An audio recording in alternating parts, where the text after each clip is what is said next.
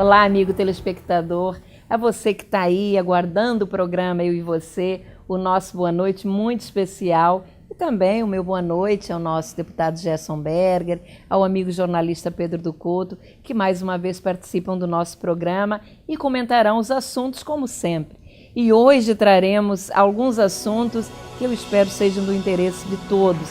Nós vamos falar sobre as obras que começam, não acabam, demoradas, sobre o retorno de dinheiro público aos cofres municipais de São Paulo, da família Maluf. Aí uma crise econômica que infelizmente está começando a assombrar o nosso país. Comentaremos uma frase belíssima do Papa Francisco. Nós também traremos um programa realizado na Câmara Municipal do Rio de Janeiro por minha iniciativa em homenagem ao Dia de Portugal, de Camões e das comunidades portuguesas.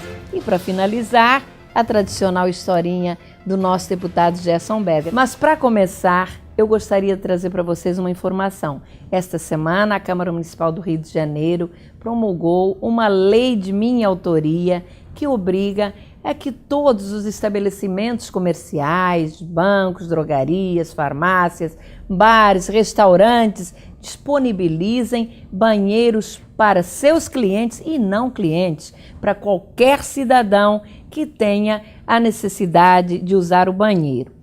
A lei, como eu disse, foi promulgada em função do prefeito Eduardo Paes ter rejeitado o projeto de lei inicialmente.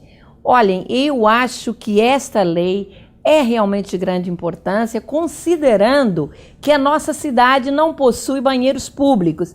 E aí ficam se punindo as pessoas porque fazem xixi nas ruas, mas muitas vezes elas não têm uma outra opção. É claro que nós somos contra, mas de qualquer maneira a ausência de banheiros públicos leva a esta situação. Então acho que o meu projeto corrige e muito esta situação, até considerando, Pedro e Gerson, que as pessoas de mais idade, na maioria das vezes, têm incontinência urinária e necessitam do banheiro a qualquer momento na rua, não é verdade? Tereza, eu vou contar um fato que passou comigo, que mostrou que é interessante esse teu projeto, porque uma vez eu estava aflito, precisando urinar, e entrei numa farmácia e não aguentava mais. E pedi a um farmacêutico licença para ir no banheiro, precisava me aliviar da aflição. E ele recusou, disse que não podia, porque ali não era permitido. Eu disse, mas eu não posso, não dá tempo para ir a outro lugar, mas aqui não pode ser. Aí não teve tudo. Eu vi uma porta, entrei pela porta dentro e me aliviei. Salvou-se na emergência. Tereza, o seu projeto é de grande importância. Aliás, agora promulgada é uma lei municipal, porque há casos de urgência, casos médicos, pessoas doentes não podem conter a urina durante muito tempo. E como é que as pessoas devem proceder?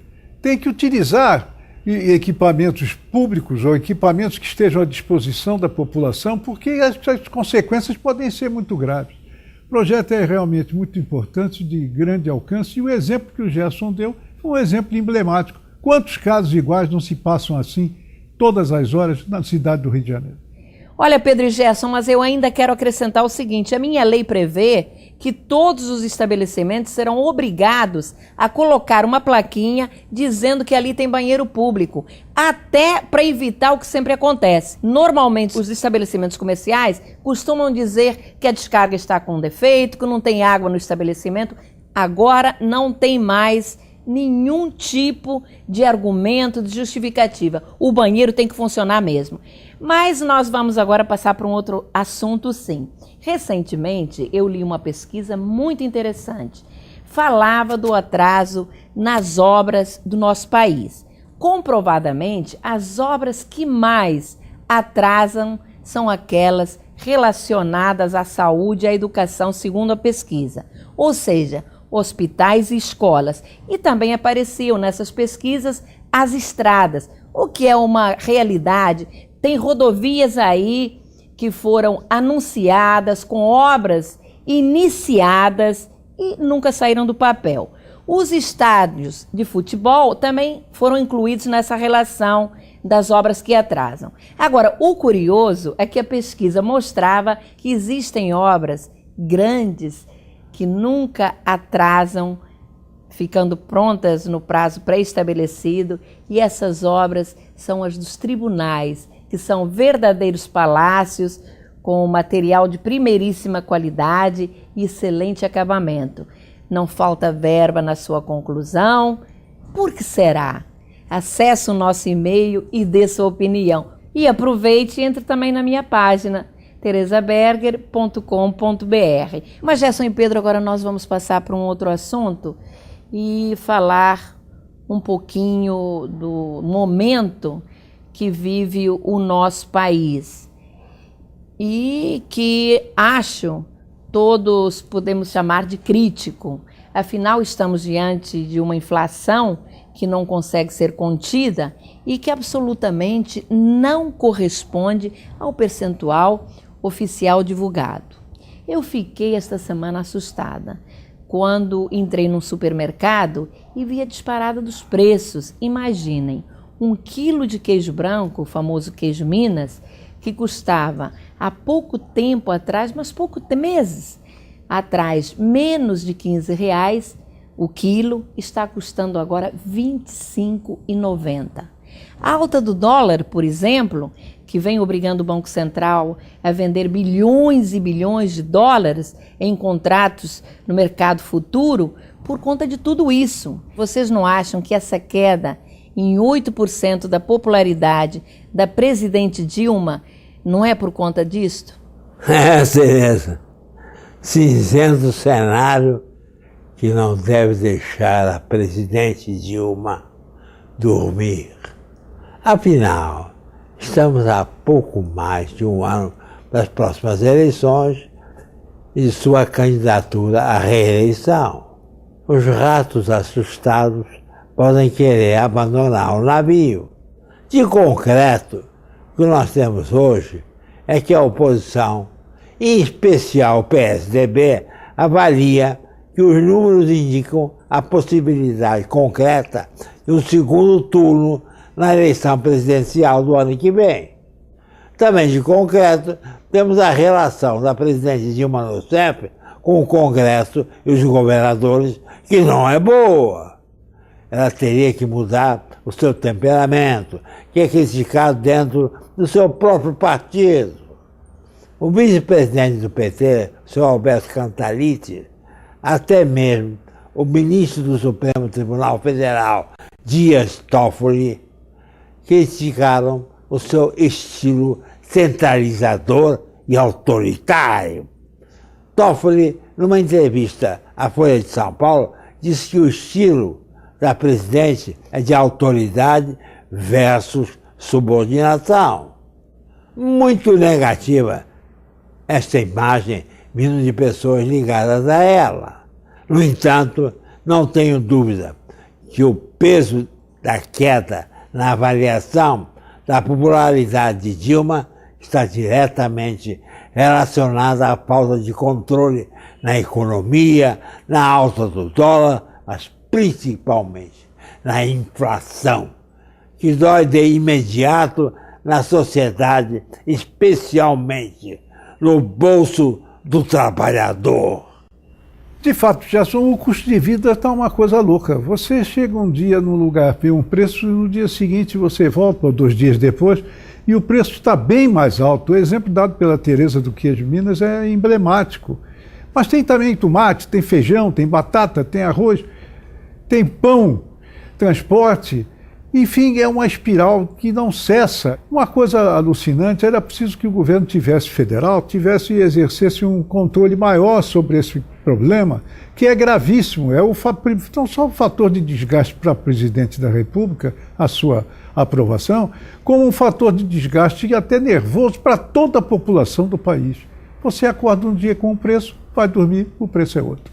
É isso, Pedro. Na verdade, o governo sempre encontra um vilão para justificar a inflação que, na verdade, está em todos os produtos. Primeiro é o tomate, depois é o queijo, depois o chuchu e vai por aí.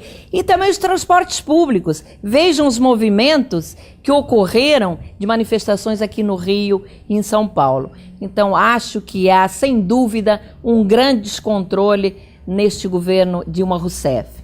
Mas nós agora vamos passar para um assunto que ainda diz respeito à política, a gestores, e que eu considero importante sim.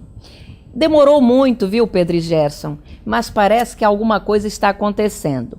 O deputado federal, ex-prefeito e ex-governador de São Paulo, Paulo Maluf, sempre negou, jurava, desafiava seus acusadores e denunciava até um complô para difamá-lo.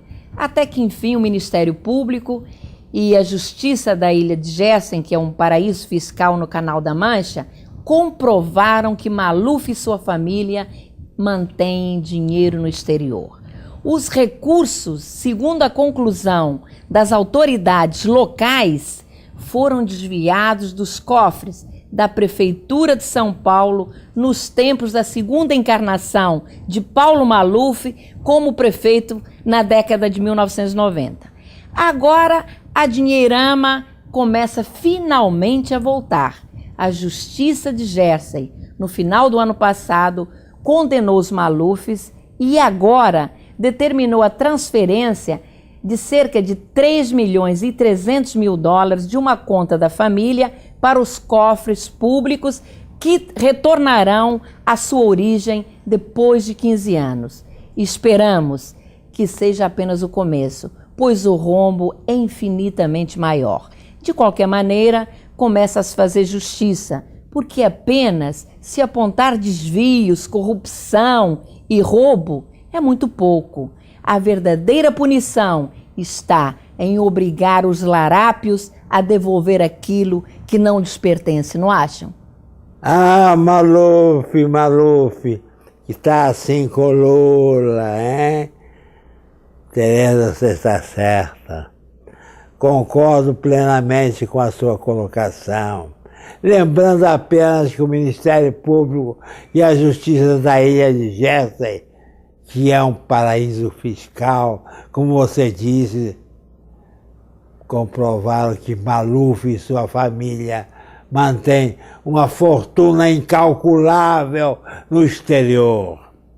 Somente na ilha de Jersey eles foram condenados a devolver 57 milhões de dólares, de maneira que os 3 milhões e 300 mil que estão sendo devolvidos aos cofres públicos de São Paulo equivalem a pouco mais de 5% do que eles têm que devolver. Tem que devolver! Vamos acompanhar e ver no que isso vai dar, pois o deputado Maluf continua sua atividade política e a todo vapor. E entre seus mais recentes feitos estão no ano passado ter recebido em sua mansão a visita, como eu disse antes, do ex-presidente Lula, que pediu seu apoio para a eleição do atual prefeito paulista Fernando Haddad, do PT, e com toda certeza envolvem compromissos do PT com Maluf. Olhem lá, atenção! É incrível, incrível a atuação, a desenvoltura com que atua no mundo financeiro o deputado Paulo Maluf. Recursos nas Ilhas Jersey, recursos na Suíça, mas ele nega. Uma fortuna, como você acentuou bem, de 50 milhões de dólares, ele diz que não pertence a ele. Não pertence, é o único caso na história do mundo em que os bancos dizem que o saldo é seu e o detentor do saldo nega que pertença a ele as quantias depositadas. Prêmio Nobel em matéria de disfarçatez. É o maior cara de pau que já surgiu no país em todos os tempos. Incrível! Alguém tem uma fortuna em dólares no exterior, conquistada ilegalmente, e insiste em dizer que é uma intriga de inimigos políticos e o dinheiro não é dele. Quem tem razão, os bancos ou o próprio Paulo Maluf? A verdade está aparecendo. Olha, muito bem definido, Pedro. Maluf é mesmo um cara de pau, mas parece que tem aí um aprendiz de feiticeiro que já começa a ficar à sua altura. Mas agora vamos alegrar um pouquinho o programa e trazer para vocês um evento, como eu anunciei, realizado por mim na Câmara Municipal do Rio de Janeiro, em homenagem ao Dia Nacional de Portugal, de Camões e das comunidades portuguesas. E eu vou terminar com uma trova que muitos de vocês devem conhecer, mas que eu acho muito linda, e que ela, na verdade, foi lida em 1989, numa solenidade igualzinha a esta, que hoje, num discurso proferido pelo meu marido, Gerson Berger, que na época ainda não era deputado, e que diz o seguinte: a saudade é tão bonita e diz tanto de uma vez, que por ela valeria a pena ter se inventado o português. Então, viva Portugal e que dias melhores possam chegar. Foi uma noite inesquecível. Nós tivemos a oportunidade de homenagear as cantadeiras que puxam o refrão junto com os ranchos folclóricos.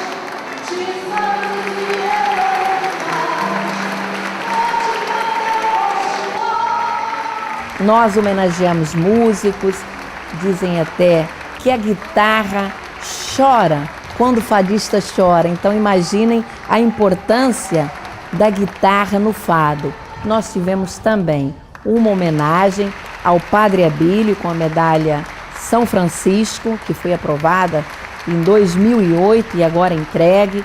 Enfim, foi uma noite maravilhosa e que contou com uma presença estimada em aproximadamente 350 pessoas. Noite belíssima, que já é uma tradição na Câmara Municipal do Rio de Janeiro. Cantou a nossa querida Maria Alcina, um fado belíssimo, Alfama. Dou mais um beijo nos namorados. Já ouço sinos tocando, galos cantando à desgarrada. Mas mesmo assim Dona Alfama só vai para a cama quando é madrugada. Becos e escadinhas, ruas estreitinhas, em cada esquina há um bailarico. Trovas pelas vielas e em todas elas perfumes de manjerico. Risos e gargalhadas, pausas desgarradas. Hoje é um papel demónio e a cada canto suave encanto, tronco de Santo Antônio.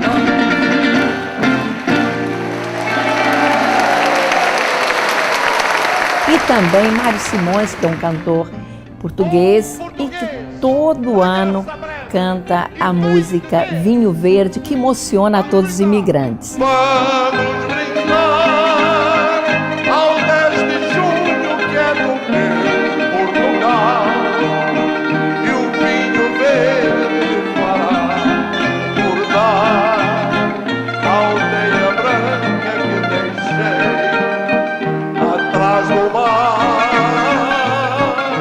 Vamos brindar com verde vinho para que eu possa cantar canções do Minho que me fazem sonhar com o momento de voltar ao lar, ao lar, ao lar. Titi! Olha, isso foi só uma palhinha. Inclusive a Neymara, que é uma pessoa maravilhosa, uma cantora extraordinária, cantou os 2 hinos, o hino de Portugal e o hino do Brasil.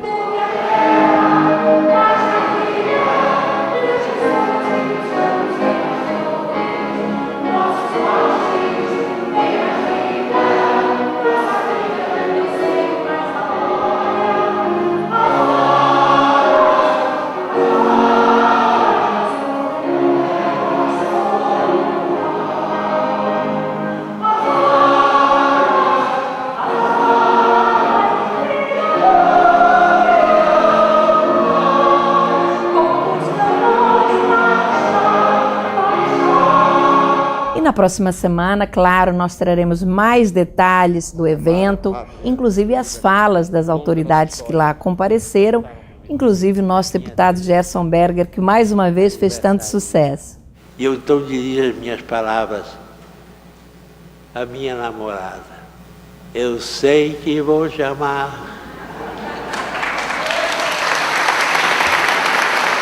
Está aí um pouquinho do nosso evento.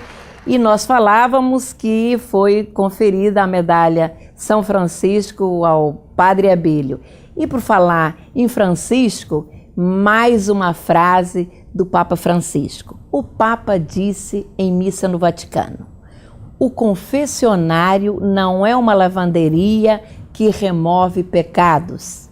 Sensacional, Gerson e Pedro, esta frase do Papa, pois nós sabemos que ainda existem pessoas que cometem os maiores erros, as maiores atrocidades e depois acham que indo ao confessionário ou mesmo pedindo perdão a Deus, estão isentas de suas culpas e continuam errando.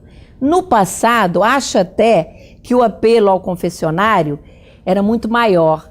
Pedias perdão a Deus através do padre, muito comum, principalmente em cidades pequenas, não é? Ô Tereza, a propósito do que você acabou de falar, vou contar uma historinha.